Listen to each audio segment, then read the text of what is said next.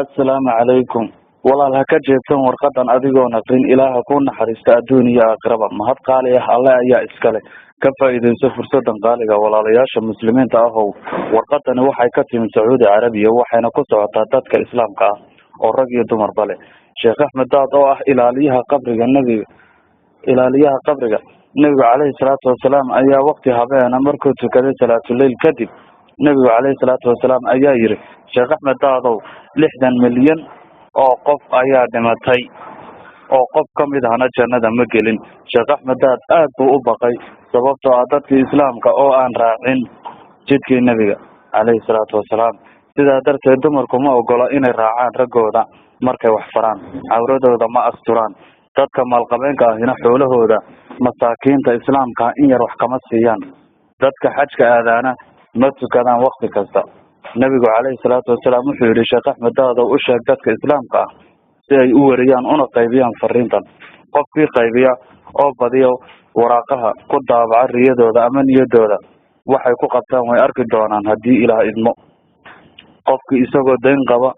warkan baahiya Ilaahay baa ka saacidayo inuu deynta iska bixiyo Sheekh Ahmed Daad hadii waxa aan sheegayo been yihiin alla iimaan naxariisto jannadiisana ha iga dheereeyo muslimiinta oo dhan ha raacaan diinta islaamka waxay farayso hana ka haraan waxay ka reebayso qaraabada iyo dadweynuhuna ha isku naxariistaan ilaahayna dambi dhaaf ha weydiistaan isniin walbana ha soomaan qofkii warqadan 30 koobi oo dadka islaamka u qaybiya naxariista ilaahay buu helayaa waxa uu san weligii arkina uu arkayaa warqadan iyo noqon wax meel la iska dhigo qofkii muslim ah oo arka waa inuu badiyaa oo muslimiinta gaarsiiya nin la yiraahdo kitaabi markuu warqadan arkay wuxuu u dhiibay